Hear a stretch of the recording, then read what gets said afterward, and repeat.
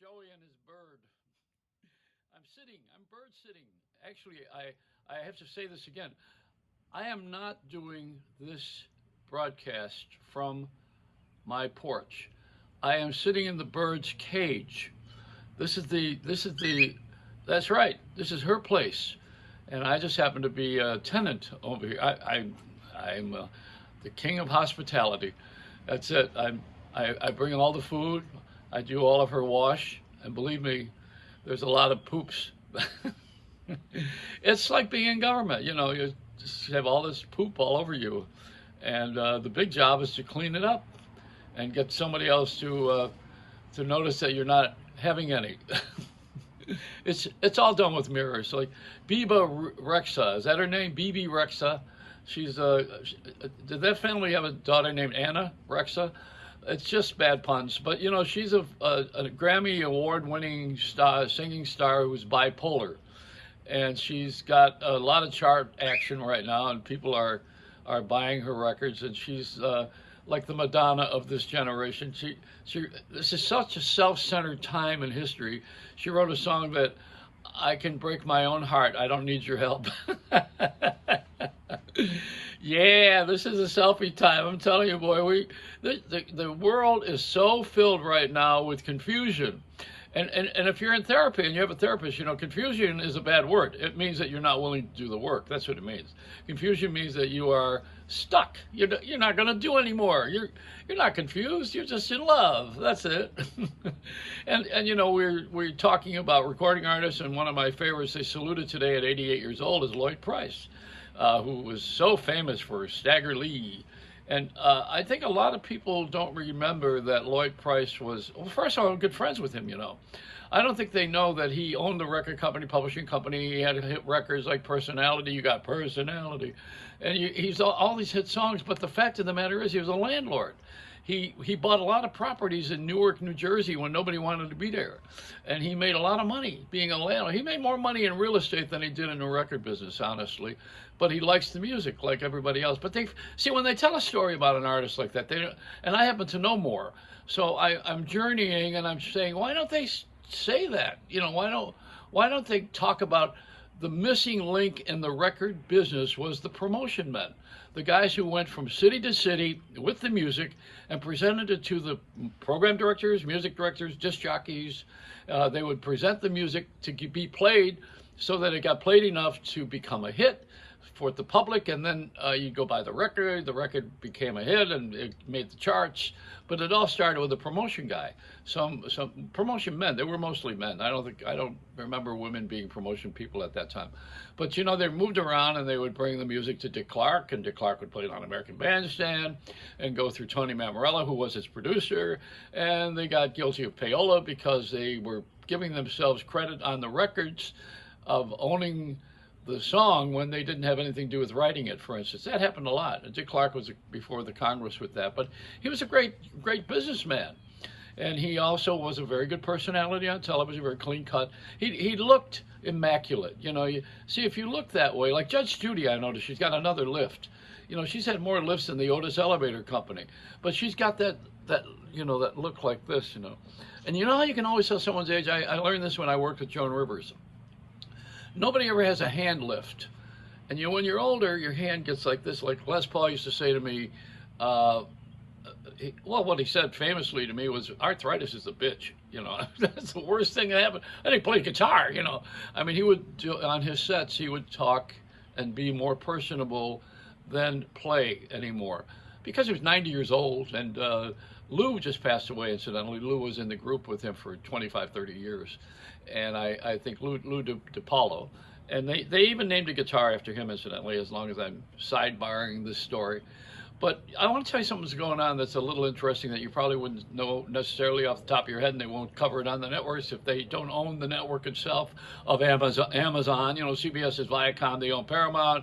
Everybody's got their stream.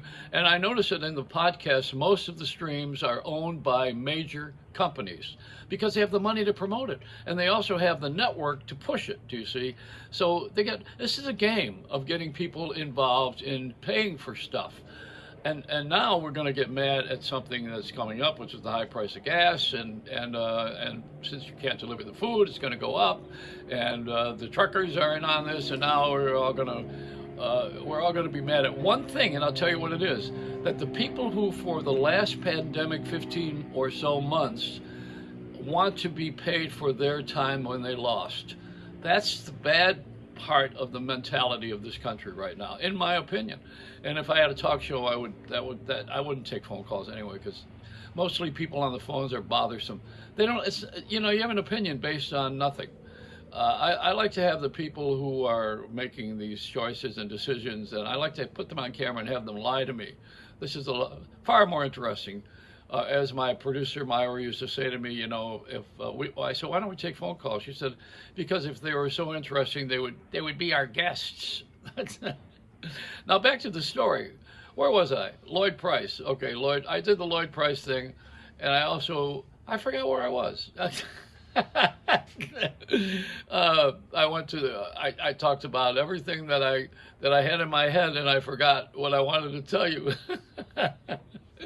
That's okay. I mean, this is part of growing up and growing old. Oh, I know what it was. On Amazon Prime, there is a series called Everest. It's the second season of it. My daughter is in Florida, and she has two kids, 11 and 7. 11, 7. Wow.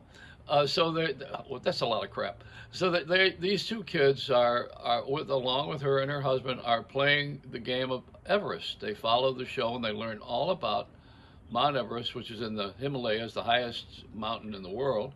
It's at the height of the cruising altitude of jets. So, pretty high, and there's a lot of danger in it. You have to prep for it. You have to decompress on the way down. Most people who have had problems after they climb the mountain, they have bigger problems on the way down, because they probably take it for granted, and also haven't conditioned themselves on the way down. That's the whole body process. With the storms that come up and the weather changes and the I think you get frostbite very easily, even though you're artically dressed. And I think the Everest game, she's learning with the kids and the family, and they're following this Everest thing, and they're learning how to climb. And the way I learned it was to climb over someone in the radio business. But that doesn't work too well.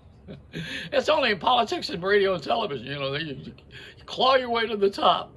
But anyway, she's doing the Everest game, and that's interesting. I think that's far better than The Bachelors. It's not about the race issue. It's not about the fighting the cops. It's climbing a mountain. And getting to the top. And even if you're biblical, if you study the Bible at all, the Tower of Babylon was the tower that the Babylonians built to get closer to heaven. And so God punished everybody by changing the language, as the story goes. So everyone had a different language, and they had to abandon their idea of climbing into the heavens. That's the Bible. Wait a minute, come on. I didn't write the stuff. I'm only the messenger, and I'm not even that good a messenger. Sometimes I read between the lines, So I'm thinking somewhere in this great time of interest and celebrity that we live in. We live in a celebrity culture. Like that's why I mentioned Bibi. She's a celebrity. We admire them. She is bipolar, and so we know now there's hope, because a celebrity had hope. And we see Angelina Jolie with the kids, and yet she's still making movies. And the point of everything is she's making movies. See, people do their profession, and they have publicists. They have Howard Stern had a guy paid $10,000 a week or a month? What is it? And Rubenstein, isn't that the one out of New York? People pay a lot of money to have publicity and to stay in the print every day. Not so much now. Now it's all social, and it becomes Instagram, which is owned by Facebook. So all of these things that I'm not on, I'm on them, but I'm not really famous for it. My fame came from being a wonderful father. My fame came from raising my kids. That's where my fame came from. The hell with all this other stuff. Unfortunately, there's no money in it. And I tell my one daughter she's the gift that keeps on taking, So we have a different world that we have developed, and we are ensuring. And with my Reynolds rap here this morning, I just want to encourage everybody to get away from the TV and stop watching the police blotter. That's what they do. You know, they show all the cops and all the robbers and everybody who's done something wrong and the accidents and the stealing of dogs and the puppy stealing. And they caught a guy on camera with it because he went for a dog walk and some newsman was doing a man on the street thing and saw this guy with someone else's dog. She read the dog tags and then called the cops on him right on camera. I mean, you know, this is all about police activity. It's all about things that people do wrong. How about the things that we do right? And don't tell me they're boring, because they're not. I just told you one. I just gave you the Mount Everest thing. That's not boring. You got to really dedicate yourself to doing something with the family, getting everybody involved in it. And I'm not talking about the voting change in Georgia. Who gives a shit? You know, I mean, and I really don't. I really don't. I'm not just saying that frivolously. Why? Because it doesn't. Everything affects me. I'm sensitive. You know, I stop at a street light, I cry when it changes. Come on, I'm not an insensitive guy. I just don't think that we're in the right direction as a country right now, as a society. We need to really start being a little bit more towards the family, a little less selfish, and stop pushing for everything. You know, we take the award show and turn it into a platform of Black Lives Matter. I mean, that was a mistake. You should not be putting your personal interest on the air. Now, I'm going to hit you with something. You probably didn't know this, but Walter Cronkite, who was probably the best newsman we've had in my generation, one of them, but he was terrific. And Walter Cronkite, you never knew his politics, but I joined a club with him, and he believed in something he never talked about, which was the separation of church and state. That was his focus and that was his specialty, because he didn't put it on TV. He didn't make it an event. You know, things don't change because people say something that they don't like. Things change when people model something. And I'll tell you what Oprah's boyfriend said to me, and Stedman. And this is a long time ago. He was a professor, you know, in the Carolinas. And he said, I said to him, I said, well, we need to push for more civil rights. He said, no, you don't push. You pull up. And you know what? We're not pulling up. We're pushing. Think about it.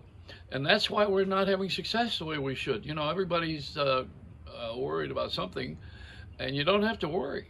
If you have faith, it's the opposite. Fear is driven by people who are false evidence assumed real, FEAR, that's the acronym. People are fearful, fear-based, and we have a country that where the President Roosevelt said, you know, all you have to fear is fear itself. You know, the word itself is fearful. But I would say that breaking your own heart, you're going to pleasure yourself. Get over it. It's a Reynolds rap.